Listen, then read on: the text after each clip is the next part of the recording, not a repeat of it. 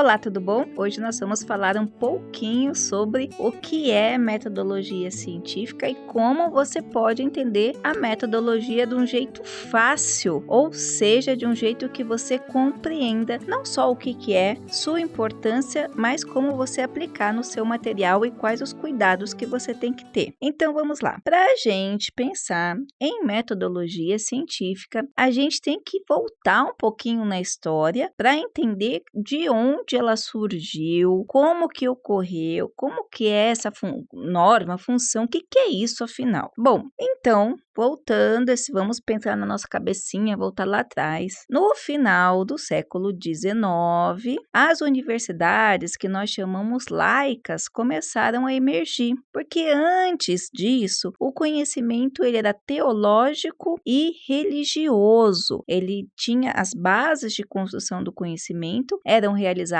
na filosofia junto com a teologia. Depois do século XV e XVI, quando começou a haver a ruptura, basicamente a partir do movimento protestante que ocorreu em 1517, a sociedade começou a buscar uma emancipação do conhecimento e um estado laico, que a igreja não mandasse tanto. Mas isso já demorou um pouquinho, só foi lá para o final do século XIX que as instituições grandes em alguns lugares começaram a existir, como Cambridge, por exemplo, e no século XX, no comecinho do século XX, que começou a existir muitas outras instituições, como Harvard e dessas mais tradicionais, assim, no mundo inteiro. O que acontece?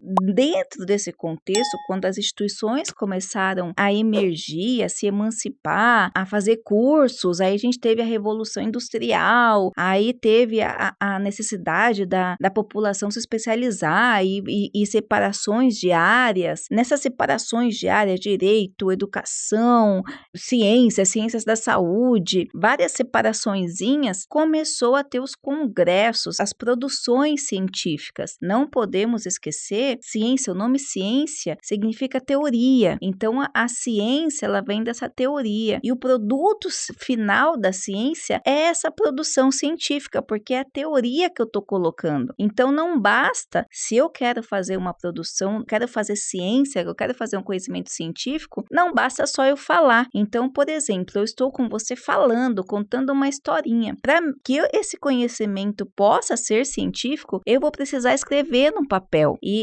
Hoje não é mais papel, né? Vou precisar escrever e aí publicar esse material. Só que eu não posso escrever com as minhas concepções da cabeça. Eu tenho que escrever com fontes, porque eu tenho que dizer da onde que eu tirei essa fonte se eu não estava lá. Da onde que eu tirei essa informação, desse conhecimento filosófico, essa história aí da reforma, da onde que eu tirei isso tudo? Então, eu tenho que dizer da onde foi. Tendo, então, essa amplitude de informações, de formação, de abertura de universidades, vários campos, mundo científico, muitas revoluções acontecendo, informação, conhecimento, guerra, tudo isso, quando os acadêmicos intelectuais começaram a se reunir, começaram a perceber que não existia padronização. Então, por exemplo, hoje, grande parte das obras de Freud, por exemplo, são conversas, são escritos, são cartas dele discutindo com uma outra pessoa do outro lado, como, por exemplo, Jung, e da mesma forma o Jung, que são cartas. Se você pega a obra de Einstein, você vê que grande parte da teoria é ele conversando na teoria, e aí ele vai colocando ali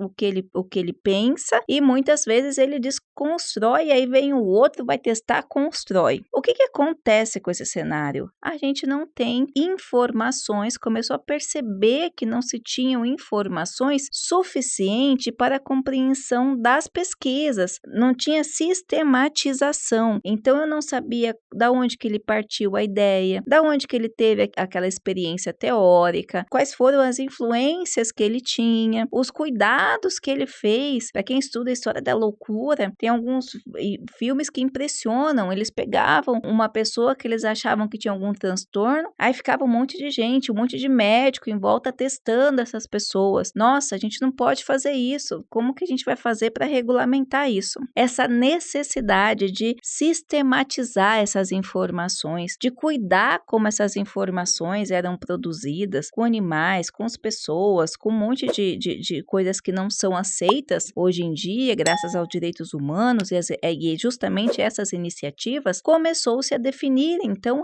regras, método de pesquisa, método de promoção de ciência. Cuidado para você escrever, cuidado para você pesquisar, cuidado para você falar, que se transformou no que nós conhecemos como método de pesquisa ou metodologia científica, considerados por muitos como um bicho-papão.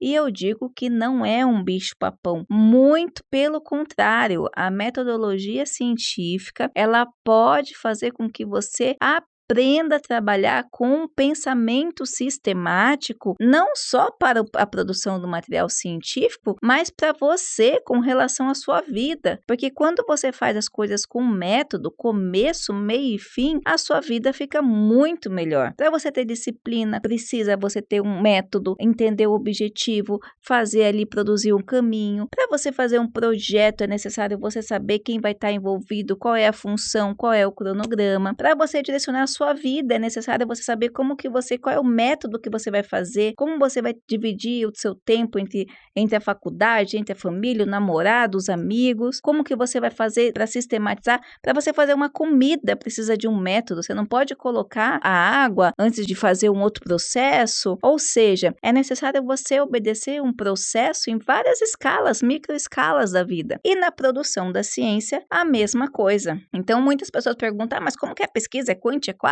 Antes de se preocupar com qualquer coisa que envolva essas nomenclaturas, você tem que entender para que serve a metodologia e como ela vai atuar. A metodologia de pesquisa ou a metodologia científica nada mais é do que os cuidados que você vai fazer, os processos que você vai seguir para executar a sua pesquisa. Então, veja, muitas vezes a pessoa fica desesperada, vai atrás de livro, fica tentando entender, é quant, é survey, é aplicada, não é exploratória, eu vou fazer um design science, eu vou fazer isso. Calma, a primeira coisa que você tem que entender é o aspecto real. O que você pretende fazer? Primeira coisa, toda pesquisa ela vai ter o pressuposto exploratório. Como assim pressuposto exploratório? Bom, presta atenção. Para você pensar numa pesquisa, você vai ter que fazer uma pesquisa, certo? Você vai ter que pesquisar o estado da arte, vai ter que pesquisar o que a literatura fala a respeito do assunto, vai ter que pesquisar artigos científicos ou materiais, ou vai ter que ler uma teoria específica, vai ter que fazer uma exploração antes. Então, toda pesquisa científica ela vai partir de um pressuposto.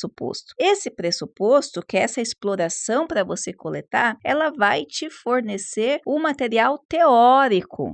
Ou seja, qual é a base da pesquisa que você está usando? Por exemplo, se eu for falar de biopolítica no contexto de Foucault, eu vou estar falando de biopolítica partindo das concepções de biopolíticas que eu tenho a partir da obra de Foucault.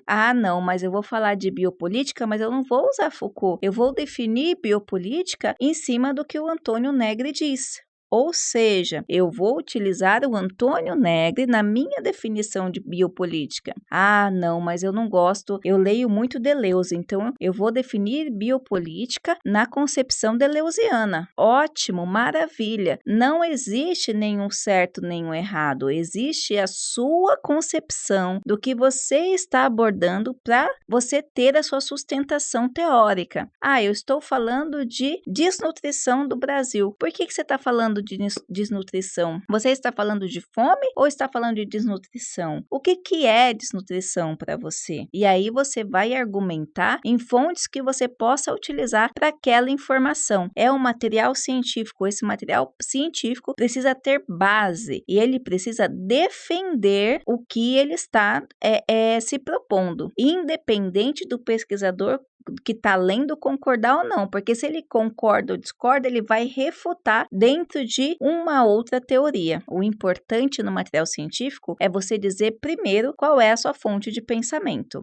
Ótimo, cheguei então no contexto exploratório. Agora eu tenho que fazer um estudo de campo, eu quero estudar uma população para comprovar essa teoria, fazer um estudo etnográfico, quero fazer uma coisa específica. Aí você vai tomar conta com as ferramentas, qual é o tipo de pesquisa pesquisa, como que você escolheu a amostra para você coletar, que material você usou, que ferramenta você usou, como você coletou. Pronto, a pesquisa científica não tem que ser inventado nada, você não tem que ficar preocupado com o nome bonito, você tem que se preocupar se ela tem um começo, meio e fim e se ela obedeceu todo esse sistema de método para a execução da pesquisa, tá ok? Eu espero ter ajudado, um grande abraço e até a próxima!